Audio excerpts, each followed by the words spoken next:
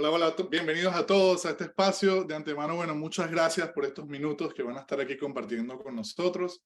Vamos a tratar, como siempre, de traerles una información de valor. El tema de hoy: ¿puedo obtener un crédito hipotecario en los Estados Unidos aún siendo extranjero? Tenemos un panelista que nos va a estar explicando todo lo relacionado con el tema del financiamiento para esa inversión inmobiliaria. Mi nombre es Juan Carlos Garzón, yo soy asesor inmobiliario internacional de la empresa eXp Realty, una empresa que está en 22 países en el mundo. Ya somos más de 85,000 agentes a nivel global, siempre con la misión de tratar de llevar a mis clientes de la mano durante todo el proceso de compra para poder maximizar esa inversión y proteger ese patrimonio. Contamos con un equipo de trabajo armado específicamente para atender las necesidades de nuestros clientes internacionales, expertos en cada una de estas ramas. En el campo impositivo, hoy que tenemos el experto en el tema del financiamiento, campo sucesoral, formación de esa estructura legal para hacer esa inversión inmobiliaria, abogados de bienes raíces, manejo de propiedad y mucho más. Les invito a suscribirse a nuestro canal de YouTube.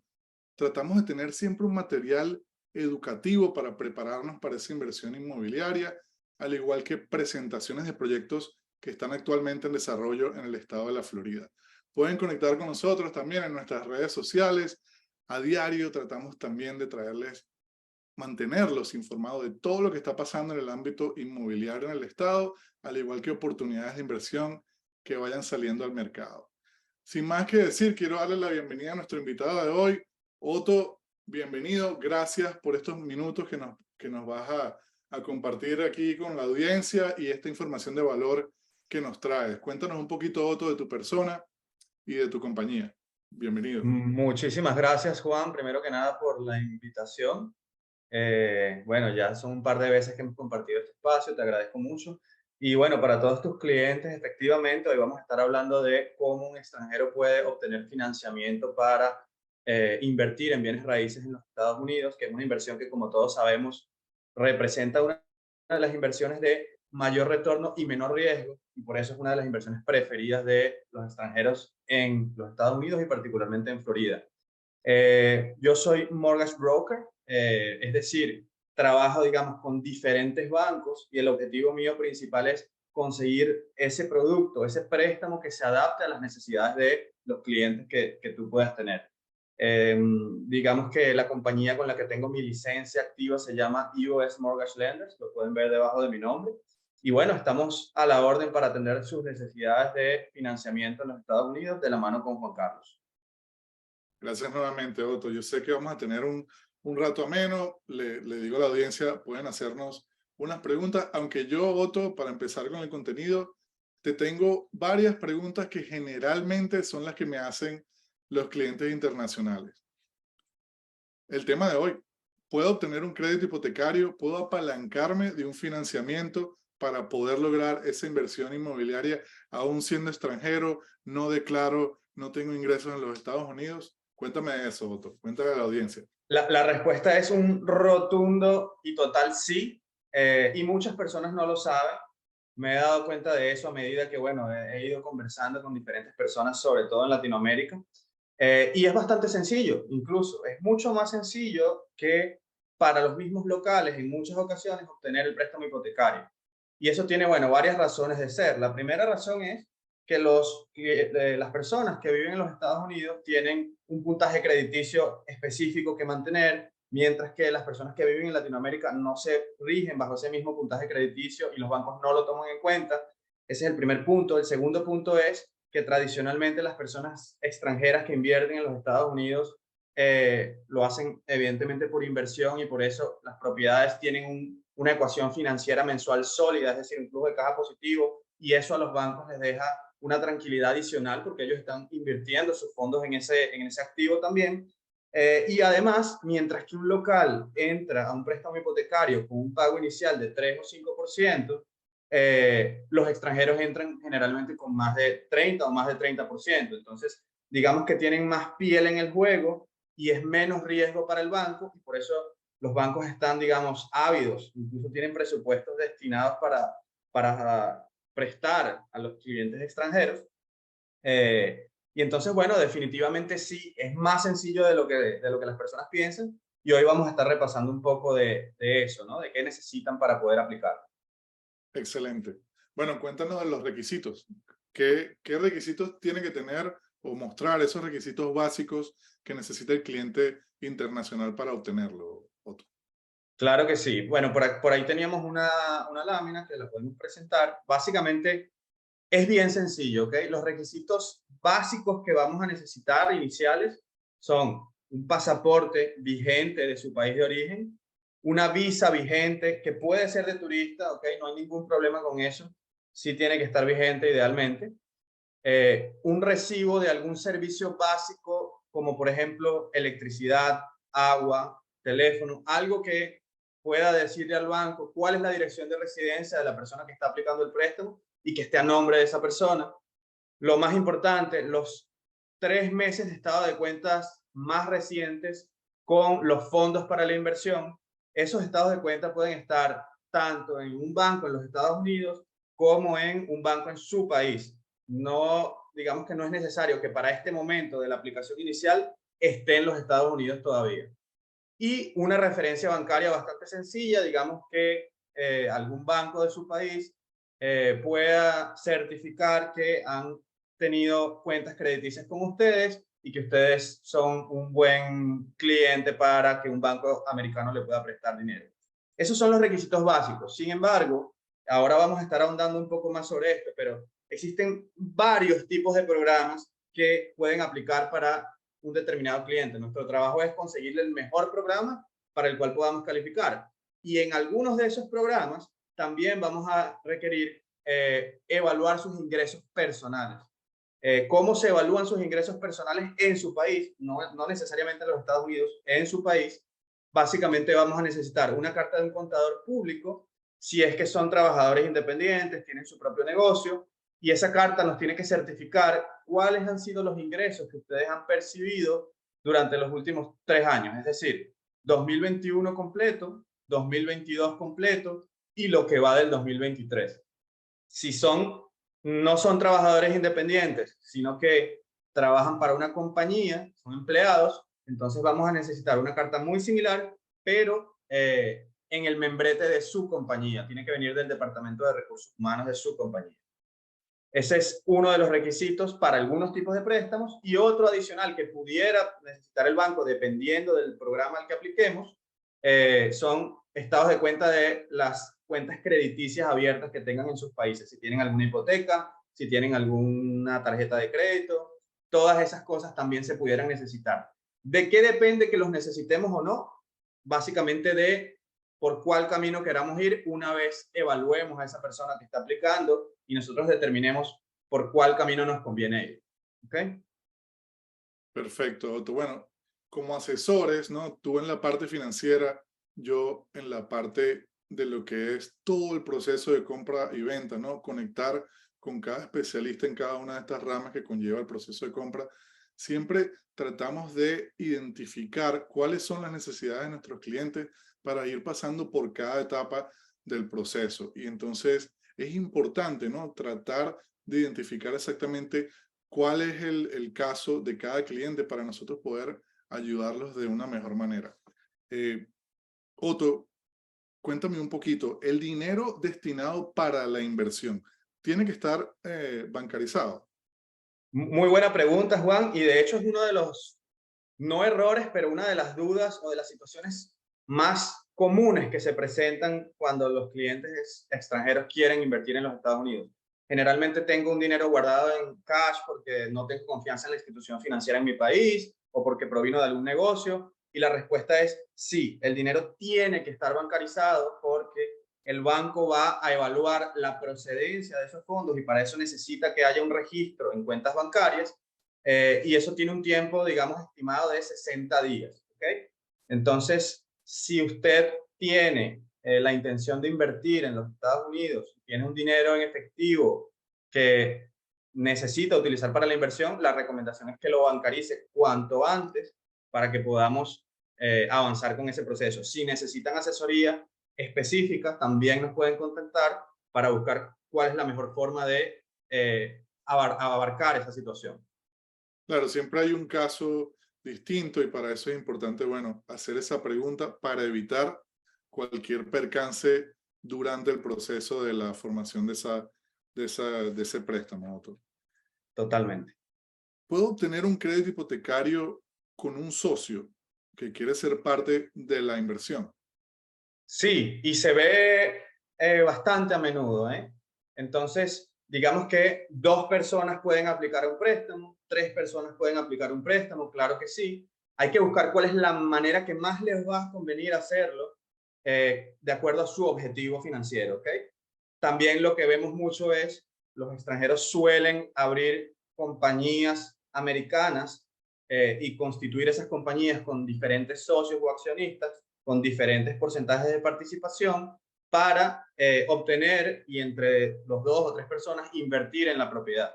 Eso se puede hacer, pero es muy importante que lo hagamos asesorados porque dependiendo del banco con el que trabajemos, vamos a necesitar cumplir con ciertos requisitos de participación para evaluar si la persona que está en la compañía necesita o no necesita estar en el préstamo también. Entonces, cada situación es particular, por eso es muy importante que cuando las personas quieran invertir y quieran tomar esa decisión, busquen primero la asesoría de un agente inmobiliario como tu persona y tú los guíes por el camino con cada uno de los expertos en cada materia, tanto para abrir las compañías si es necesario, como para el financiamiento en este caso. Perfecto, Otto. Y como parte, a ver, porque siempre haces, cuando vas a estudiar el caso de un cliente, estudias todo el perfil financiero del cliente, ¿no? ¿Qué pasa si parte de ese músculo financiero, cuando tú estás haciendo esa evaluación, viene o procede de algún dinero que tenga en la bolsa o en criptomoneda, por ejemplo? Ok, no hay problema. Para lo que es la precalificación de la persona, podemos tomarlo en cuenta, digamos, y para poder decir cuál es el monto que el banco le puede prestar y tener una cotización de tasas de interés, etcétera. Pero a la hora de hacer la transacción, el dinero tiene que ser liquidado, evidentemente. Tiene que ser dinero líquido que ya esté bancarizado. Entonces, si tienen activos, criptomonedas o cuentas de corretaje de bolsa, ese dinero tienen que vender las acciones o vender las criptomonedas y transformarlos en moneda líquida. Perfecto. Otto, a ver, a veces aprendemos de los errores, ¿no? De los demás. Siempre. ¿Cuáles son, en tu opinión, Y de los propios, que son los que más de los duelen. propios? Sí, a veces salen muy caros. ¿Cuáles son esos errores que generalmente tú ves que cometen los inversionistas que afectan todo lo que es el proceso de esa creación de ese préstamo? Sí, muy buena pregunta también y es bueno anticiparlos. Siempre que nosotros trabajamos con algún cliente, nosotros en el momento en que tenemos la primera conversación, le alertamos sobre esas cosas que no debería hacer para no poner en riesgo la, la transacción. Una de esas cosas básicamente es grandes depósitos, ¿ok? Que vayan a ser utilizados en la transacción y que no se puedan source, que no se puedan rastrear de qué fuente vienen, ¿ok? Por lo que les acabo de decir. Los bancos americanos tienen reglamentaciones y leyes que los llevan a tener que garantizar que ese dinero sea un dinero lícito, que no venga de actividades ilícitas, que tenga cierto tiempo ¿cómo se dice? De estar en las cuentas bancarias, como les comenté, como 60 días aproximadamente, dependiendo del banco. Entonces, eso es una cosa. Otra cosa que vemos también es, hace poco nos pasó, por cierto, un cliente que es extranjero, un cliente que vive en Perú, pero hace muchos años vivió en los Estados Unidos. El cliente tiene un Social Security Number, un número de seguro social, porque vivió en los Estados Unidos. En uno de los viajes que hizo para acá, se abrió una tarjeta de crédito. Entonces, al abrirse una tarjeta de crédito, esa tarjeta de crédito empieza a reportar a los buros de crédito con su número de seguro social y luego cuando al principio no reportaba crédito, que está bien porque él es extranjero y no tenía crédito acá, y luego durante la transacción hizo eso, luego empezó a reportar un crédito y eso complicó el préstamo. Entonces, abrir cuentas crediticias sin tener, digamos, la coordinación con su agente hipotecario es algo que tampoco se debería hacer. Entonces, digamos que son muchas las cosas o los detalles que hay que tener en cuenta a la hora de hacer una inversión tan delicada como esta, y por eso ir de la mano con un especialista es lo ideal. ¿Okay? Otto, sabemos que hay una cierta cantidad de bancos que se dedican a hacer este tipo de préstamos para inversionistas internacionales. Dentro de esa piscina de bancos, hay unos bancos que tienen ciertas reglamentaciones con respecto al cuál sería el monto de ese préstamo mínimo que puede Eh, optar un cliente inversionista. sí, claro que sí. Digamos que la industria hipotecaria aquí en los Estados Unidos, y podremos decir que a diferencia de lo que es en Latinoamérica, está bastante atomizada. Aquí las figuras como mi persona, que somos mortgage brokers, que somos, digamos, agentes hipotecarios locales, somos muchos y hay muchos bancos hipotecarios, bancos que van directo a relacionarse con los clientes y bancos que solo van a través de brokers también. Entonces, cada banco tiene sus políticas y tiene sus reglas y tiene sus directrices. Entonces, digamos que si hacemos un mapa de la industria, el préstamo mínimo que vamos a conseguir para un cliente extranjero son $100,000. Eso nos lleva a que la propiedad mínimo, el mínimo precio que debe tener, debería ser al menos $160,000 para garantizar que el préstamo sea al menos el 70%, ya después vamos a hablar de eso, y el otro 30% sea el pago inicial de la persona. Ok, perfecto. Entonces, $100,000 sería básicamente el préstamo mínimo que podríamos obtener dentro de esa piscina de posibilidades. Correcto. ¿Tengo que tener una cuenta bancaria en los Estados Unidos para poder optar al préstamo otro? No, para aplicar el préstamo no necesitamos que los fondos estén en una cuenta de Estados Unidos aún. De hecho, muchas veces las personas tienen los fondos en sus países y a través de ti, Juan, como asesor inmobiliario, consiguen contactos en algunos bancos también para facilitarles que abran la cuenta en Estados Unidos. ¿Cuándo van a necesitar abrir la cuenta? Durante el proceso, si es que no la han abierto antes, porque sí, para cerrar la transacción el dinero va a tener que estar aquí en los Estados Unidos, y lo recomendable para evitar problemas al final de la transacción es que esté por lo menos 3 semanas con anticipación al cierre. Perfecto. Y bueno, ya ahí entra un tema de una asesoría que podemos hablarlo en particular con cada cliente una vez que estudiemos ese perfil financiero y entendamos exactamente cuál es esa idea de inversión. Correcto. Cada caso es un mundo, cada cliente necesita algo a su medida, pero las barreras de entrada son bien bajas. Por eso al principio, cuando yo hablaba de los requisitos, fíjense que hay tipos de préstamos que podemos aplicar sin tener ingresos en sus países o teniendo ingresos que no son suficientes a lo mejor para costear una propiedad aquí. ¿Por qué? Porque hay préstamos, y ya vamos a hablar más de eso, pero hay préstamos que podemos evaluar solamente la ecuación financiera de la propiedad y basarnos en el ingreso por renta que va a generar la propiedad para calificar a las personas. Entonces, la verdad es que las barreras de entrada son pocas. Como les decía, es bastante sencillo obtener un préstamo hipotecario. Y bueno, aquí estamos para eso. ¿Cuánto demora el proceso, Otto? Desde que empiezas a precalificar al cliente, allá una vez que se ha localizado, se ha identificado esa propiedad, ¿cuánto demora ese proceso para poder llegar al cierre? Ok, es bastante rápido y sencillo, fíjense. El primer proceso, que es el proceso de precalificación, que es la conversación que yo debo tener con el cliente para entender su situación, entender su necesidad, su objetivo financiero, y posterior recibir los documentos que le voy a solicitar, evaluar esos documentos y emitir una carta de preaprobación, que esa carta es la que luego les va a servir para colocar la oferta de la propiedad que quieren comprar. ¿Okay? Y esa carta les va a decir cuánto es el monto al que pueden acceder en financiamiento, cuánto les va a prestar el banco, y les va a decir cuánto es el máximo precio de propiedad al que pueden acceder. ¿Okay? Ese proceso es bastante rápido. Una vez yo recibo los documentos, nosotros tratamos de tenerlo en 24 horas la carta de preaprobación. Y luego viene la parte de aprobación del préstamo. Una vez hicimos la oferta y el vendedor aceptó nuestra oferta, entramos en un contrato. Al nosotros recibir ese contrato como banco, empezamos lo que es la fase de aprobación del préstamo, donde se van a requerir otra serie de documentos Generalmente, dependiendo del tipo de préstamo, van a ser más o menos documentos, y ese proceso, dependiendo del programa que elijamos, puede durar entre 15 días y 30 días generalmente. ¿Okay? Es bastante rápido. Como eso es un promedio, pueden haber casos que se compliquen más y lleguemos a 40 días, pero generalmente un préstamo bien trabajado, bien planificado, no debería durar más de eso. Perfecto, Otto.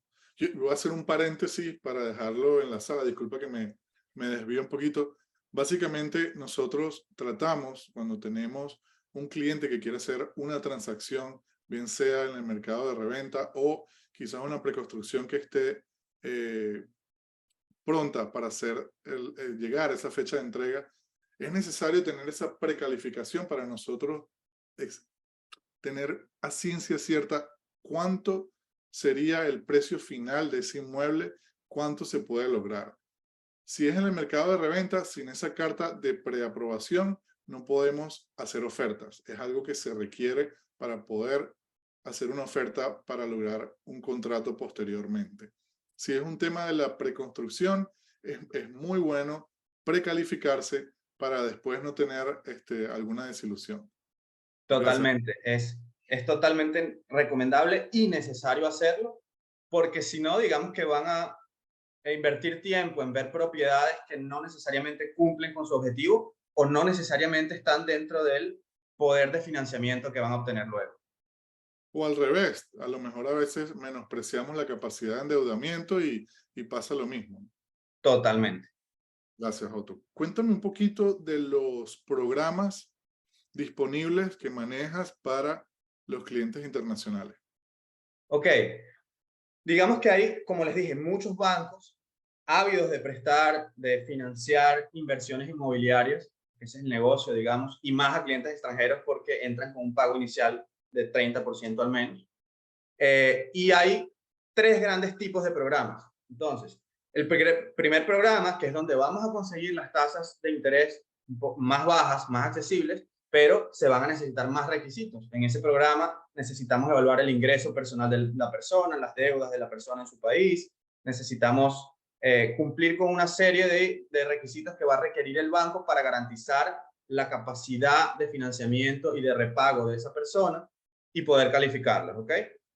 Ese es un tipo de préstamo. Otro tipo de préstamo es, no evaluamos el ingreso ni el empleo de las personas en sus países, y este es un préstamo que es especialmente para inversionistas, sino que simplemente evaluamos la ecuación financiera de la propiedad. ¿Qué significa eso? Básicamente, cuánto la propiedad me va a producir de ingreso por renta mensual y cuánto van a ser los gastos mensuales de esa propiedad. ¿Qué gastos? Esos gastos incluyen lo que son los taxes de la propiedad, los impuestos, incluye lo que es evidentemente la hipoteca de la propiedad, es decir, capital más interés, el pago mensual. Eso incluye también el Homeowners Association o junta de condominio, como la conocemos en nuestros países, todo lo que es el mantenimiento mensual del edificio, si es que tiene, hay propiedades que no tienen. Eso incluye también el seguro de la propiedad. Y básicamente, si ese ingreso que genera la propiedad es mayor que esos gastos, bueno, es una inversión ideal con flujo de caja positivo mensual, que eso es a lo que deberían apuntar los inversionistas cuando hacen su inversión. Y el préstamo básicamente es muy probable que se apruebe. ¿Qué pasa si los gastos de la propiedad son mayores que los ingresos? Igual se puede trabajar, ¿ok? Los bancos entienden y hay un hit en la tasa de interés un poco más elevada, claro, pero también se puede trabajar si los gastos mensuales son un poco mayores que el ingreso que la propiedad genera mensualmente. Ese es el segundo tipo. Y el último tipo ya es un tipo de un dinero mucho más duro, digamos. No vamos a evaluar tampoco la ecuación financiera de la propiedad tan a fondo. Si la propiedad, digamos que no se paga completa, no vamos a evaluar el ingreso. Ya evidentemente es un préstamo con mayor riesgo para el prestamista y por eso es una tasa de interés más alta. Entonces, hay productos para cada necesidad. Si usted quiere comprar una propiedad que necesita remodelación, que digamos que no está en buen estado, etcétera, va a tener que ir con un préstamo hard money loan, probablemente, que es un préstamo, como les digo, con unas condiciones de interés más elevado, unas tarifas más altas, pero es una herramienta financiera para los inversionistas porque si ese dinero que va a pagar igual cuando lo mira en el cúmulo de toda su inversión le genera el retorno que usted está esperando, digamos que es parte de la inversión, ¿no? Entonces, existen esos tres tipos, yo te diría, obviamente mucho más desglosado, pero para no entrar en detalle, y dependiendo de la situación de cada quien, vamos a ver cuál es el que mejor le aplica. Perfecto. Podemos relacionarlo, mientras más documentación, mayor posibilidad de obtener un mejor interés, mientras menos documentación, más alto el interés. Totalmente. Más requisitos, menos riesgo para el prestamista, mejor interés. Menos requisitos, más riesgo para el prestamista, mayor interés. Las hipotecas son un negocio, digamos, de riesgo. Ese es el precio al que se transa, es la tasa de interés. Y la tasa de interés, mientras más riesgo, más alta. Perfecto, Otto. Me quedó claro. Hablemos un poco de los intereses, Otto. Ese es el elefante, como dicen los americanos, the elephant in the room, el elefante en el cuarto. ¿Qué tasa de interés se está manejando actualmente? También quería conversar contigo porque, a ver, como experto en el tema financiero, hay un averaje en la cual podemos irnos a un historial y decir, bueno, el averaje de los intereses durante esta cantidad de años ha estado en este renglón y podemos considerar que nos manejamos en este renglón, que sería algo normal. Sabemos que Claro hace que un sí. par de años tuvimos unas condiciones muy, muy especiales y pues tuvimos unos intereses bastante bajos, pero háblanos de esas fluctuaciones, cuéntanos cómo ves, ¿no? El tema de los intereses en los próximos 6 meses para dejarlo en la sala.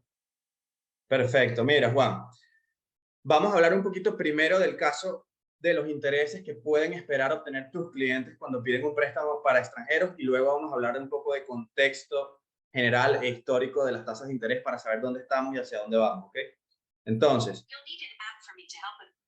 perdón que aquí el Apple Watch me estaba avisando algo. Básicamente, ¿qué tasas van a esperar? ¿Se acuerdan que les hablé de que hay tres tipos de programas? Entonces, programa con más requisitos, menores tasas, estamos hablando de tasas en los 7% en este momento, 7-8%, dependiendo de la duración del préstamo, dependiendo de varios factores, que son tasas extremadamente competitivas, como ya vamos a ver, incluso con lo que están recibiendo los clientes locales. ¿Okay? Entonces, es una tasa muy buena comparada con eso, e incluso cuando nos comparamos con algunos países de Latinoamérica, también sigue siendo una tasa de interés bastante atractiva. Ahora, no es la misma tasa que era hace 2 años en pandemia, que es lo que tú comentabas, porque evidentemente ese es un periodo atípico que hubo en la historia y es un periodo que no va a regresar, no existe en el mercado ni ha existido nunca. ¿Por qué? Porque nunca había habido una pandemia como la del COVID, por lo menos en la historia hipotecaria en la que se ha medido información, ¿no? En la que tenemos datos. Entonces, no es justo compararte contra esa base y esperar que eso regrese. Entonces, ese primer tipo de programas vamos a estar entre los 7-8, segundo tipo de programas vamos a estar entre los 8-9, tercer tipo de programa vamos a estar por encima del 10%. ¿Ok? Entonces, dependiendo de la necesidad de cada quien, siempre vamos a tratar de conseguirle la mejor tasa de interés, ese es nuestro trabajo con los mejores términos, pero si no podemos calificar ahí, tenemos el segundo escalón y así sucesivamente. Y ahora para hablar un poco del contexto, permíteme que voy a compartir aquí mi pantalla un segundo. Avísame si la pueden ver. Sí, la podemos ver. Perfecto. Ok. Para hablar con base, ¿ok? Esto que tenemos acá es tasa promedio del mercado de préstamos hipotecarios a 30 años. Y eso es muy importante acotarlo. En los Estados Unidos, a diferencia de muchos países de Latinoamérica, el periodo de amortización de los préstamos hipotecarios va hasta los 30 años o incluso 40 años. Tenemos opciones de 40 años, ¿ok?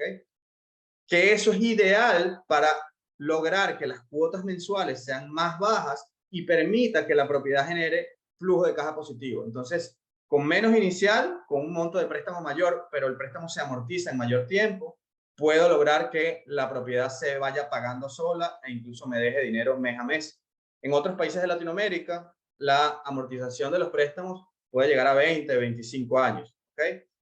Puede haber alguna excepción, por supuesto, pero digamos que la regla general es así. Entonces, eso es otra ventaja de por qué la industria financiera en los Estados Unidos está hecha, digamos, para que hayan estas oportunidades de invertir. Claro, no quiere Entonces, decir que si yo quiero financiar a 15 años o menos, lo puedo hacer. totalmente. De hecho, hay clientes que dicen, no, yo no me quiero amarrar una hipoteca a 30 años y lo hago a 15. Totalmente válido. Tenemos flexibilidad en eso. Ahora bien, ahí es donde entra la asesoría también. Porque cada caso es diferente, ¿eh? Pero en regla general, ¿por qué amarrarse a tener que pagar una cuota más alta y que la propiedad no te genere tanto dinero mensual para terminar en 15 años, cuando puedes tener una cuota más flexible a 30 años y si quieres abonar más a capital anualmente y pagarlo en 15 años, igual lo puedes hacer? Digamos que sería como ponerte, digamos, un obstáculo o un límite sin la necesidad, porque igual teniéndolo a 30 años puedes pagarlo antes, ¿ok? Eh, entonces, bueno, para hablarte un poco de los intereses, Juan, esta gráfica que vemos aquí la voy a abrir un poco a mayor plazo. Tenemos 1 año, 5 años. Si vemos un plazo de 5 años, ¿ok? Wow, vamos a decir, y esto que tenemos aquí, tenemos 3 líneas. La azul, que son 3 fuentes diferentes, pero fíjense que correlacionan muy bien.